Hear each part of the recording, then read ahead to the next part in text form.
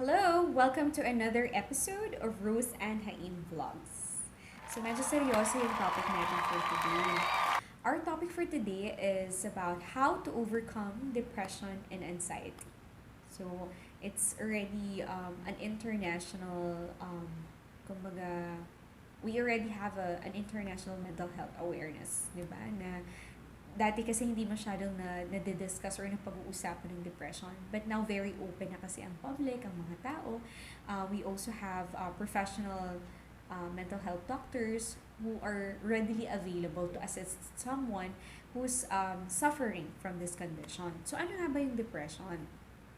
Sabi sa nabasa ko, depression is a mental or a serious mental illness which negatively affect, okay, the way how you think, how you feel, and how you act. No?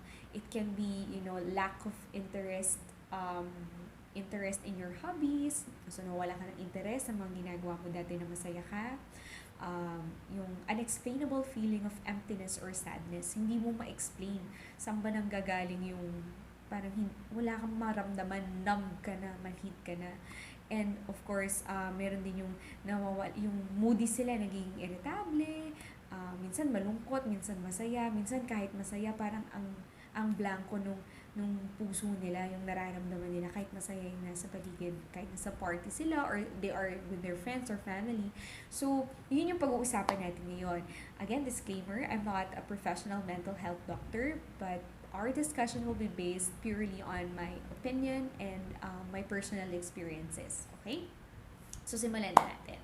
So, bakit nga ba nagkakaroon ng depression? So, meron kasi tinatawag na selective depression and selective anxiety.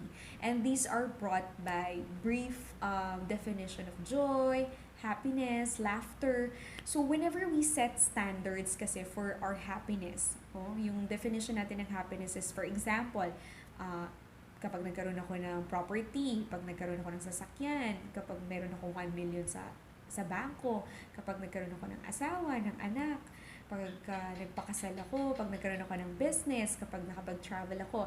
And whenever we fail to meet these expectations or these standards that we set for ourselves, we'll definitely have frustrations, depression, doon na, magsisimula na yan eh. Diyan nagsisimula yung frustration, sadness, hanggang sa mag-lead na siya sa feeling natin failure tayo, na wala tayong kwenta, wala na tayong patutunguhan. Okay?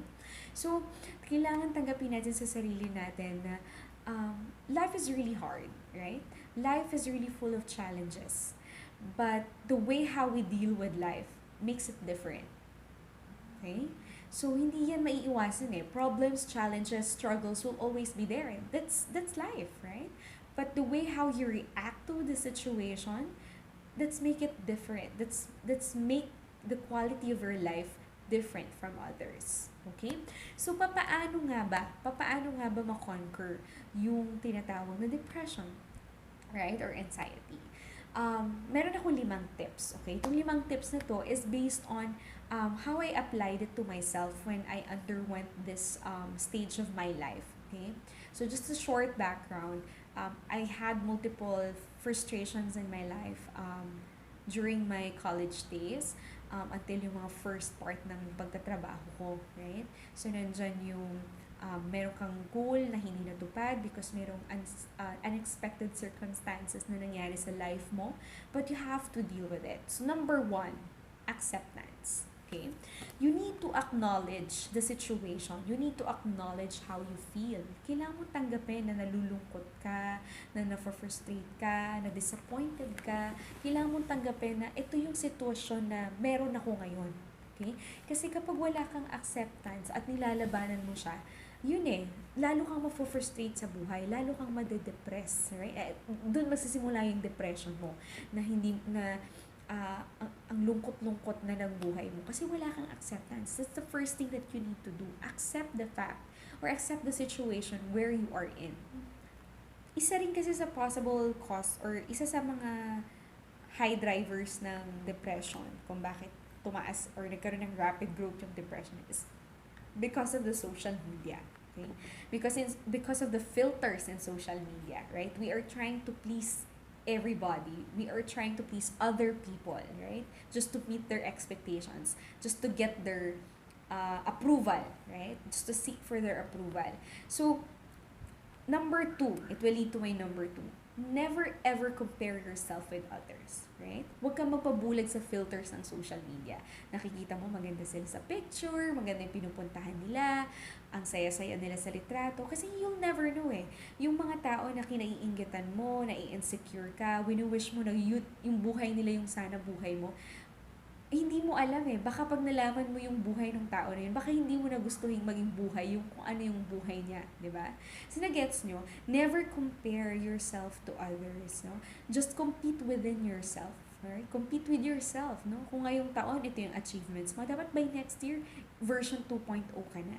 Okay? Kasi you start and you always compare your life with others, talagang magkakaroon ka ng frustrations eh. Kasi hahanapin mo kung ano yung wala sa'yo. Depression and anxiety happens when you start looking for things that you don't have. Tandaan niyo yan. Okay? Number three, it's very important for you to set goals. Okay? Set not only goals, meaningful goals for your future. Marami sa atin ang kapag nag-undergo sila ng depression, nagpapakamatay, nagsusuicide, ini-end na lang nila yung buhay nila kasi hindi na nila nakikita na magpapatuloy pa sila sa mundo, right? So, kaya very important yan. Kailangan alam mo, where do you want to be? Ano ba yung destination na gusto mong tahakin? What feelings do you want to feel? Ano ba yung eksaktong emosyon na gusto mong maramdaman in the future? And who do you want to be? Lahat tayo meron tayong mga role models, inspirations, idol kumbaga, di ba? Kailangan, importante yan sa buhay na meron kang role model or icon na iniidolo para alam mo na ito yung buhay na gusto mo, right? Magkakaroon ka ng direction. Imagine yourself like a boat or like a ship, no? In the middle of a big ocean, di ba? In the middle of the ocean, wala kang direksyon, hindi mo alam saan ka pupunta, mawawala ka talaga, right? Sa sasakyan, sumakay ka, bahala na kung saan pupunta. Walang mangyayari sa'yo, right? Madedemotivate ka, mapofrustrate ka, kasi hindi mo alam saan ang direksyon na tatahakin mo. So, it's very important for you to set meaningful goals. Okay? Tatlo ulit yun, ha? Where do you want to be? What feelings do you want to feel? And who do you want to be? Okay? Ang ingay ng putikit. Number 4. Okay, so number 4, it's very important to have faith, right? Minsan kasi sa buhay natin, kahit gaano tayo kamadasalin, ka-religious, life is really like that eh. Life is full of surprises, right? Unexpected circumstances. Kagaya na nangyari sa akin. Hindi mo naman planado. Life is really, even how much you plan for your life, hindi mo yan makokontrol eh. Mahirap yung kontrolin. So, you have to trust the process. Trust God's plan for your life. Most of the time, based on my experience, lahat ng ginusto ko na hindi niya binigay, may binigay siyang mas better. Palagi yan. Okay? So, always trust the process. Huwag mong pilitin yung plano mo na gusto mo para sa sarili mo. Kasi dun din, magsisimula din yung frustrations mo hanggang sa mag-lead na siya sa depression. Kasi malungkot ka na, hindi mo nakuha, hindi mo na-meet yung standards na sinet mo para sa sarili mo. Okay? And last but not the least, gratification. Be grateful always. Okay? Learn how to appreciate the smallest things in life. So, ito, ma-share ko lang, makwento ko sa inyo. Lagi akong sinasabihan, meron akong office mate, ng isang araw, sabi niya sa akin, ewan kung papanood niya to, sabi niya, Rose, why are you always happy? Sabi niya gano'n. So, kasi lagi niya ako nakikita nakasmile. Meron din nagsabi sa akin before na, bakit lagi ka nakangiti? Pabaliw na pala. Hindi, kasi, you know what, when you learn how to appreciate the smallest things in life, what more pa yung mga big things na nangyayari sa'yo. So, I have this habit na, for example, na bad trip ka, na bad mood ka, or may nag-away kayo ng mag-asawa, or may problema kayo, or may pinagdadaan kayo sa business or something, hindi mo tao ka eh. Siyempre, maiinis ka, nabubuisit ka, di ba? Frustrate ka. Pero when I start to switch, or kinokontrol ko kasi yung mind ko, whenever I switch na, I start thinking of the positive things in my life, all the blessings that I have, the moment I wake up na, may buhay ako, healthy ako, malakas ako, wala akong sakit, may bahay akong nasisilungan, may maayos akong kinakain. Nagsaswitch yung emotions eh. Nagiging grateful ka sa maliliit na bagay, nawawala na yung mga frustrations mo sa buhay. So, lagi niyong tatandaan guys, gratification and depression do not happen together. Okay? So, hindi sila pwedeng magkasama. Whenever you are grateful with your life, matatanggal si depression. So, tandaan niyo yan, the only time na magsa-start, kasi yung depression start yan sa sadness eh. Sadness, frustrations, di ba? Yung mga hindi na-meet na expectations, unmet expectations. Diyan na yan hanggang sa mag-lead na yan sa feeling malung. Hindi mo maintindihan saan nanggagaling yung lungkot mo, hindi mo maintindihan bakit kumpleto na may career ka naman, may asawa ka, may anak ka, pero bakit gano'n parang may kulang? Hindi mo malaman yung purpose mo.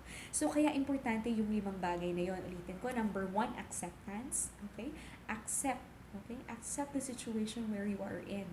Nalulungkot ka, stress ka sa trabaho, stress ka sa boss mo, stress ka sa deadlines, timelines, quota, goals. Tanggapin mo yan. Okay lang yan. Okay lang yan, te. Kuya. Normal po yan. Lahat po tayo at pinagdadaanan yan. Okay?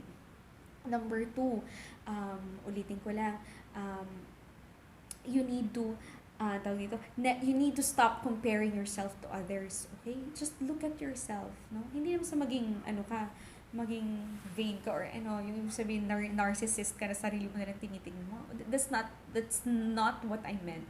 But focus on improving more yourself, learning more, focus on your self-development instead na kino-compare mo, naiinggit ka, nai-insecure ka sa ibang tao. Okay, sayang lang yung oras mo, te. Ha? Okay, kuya. Number 3, ulitin ko yung number 3, you have to set specific goals, specific meaningful goals in your life para kahit anong hirap, kahit anong pagod, patuloy ka lang sa buhay, ha? Huwag tayong mag-quit kasi we are all created for a specific purpose. Meron tayong kanya-kanyang purpose. Mapaliit man yan, mapalaki, may purpose ka. Hindi ka ginawa dito na para lang i-display ka dito. May purpose ka. Maniwala ka sa akin, okay?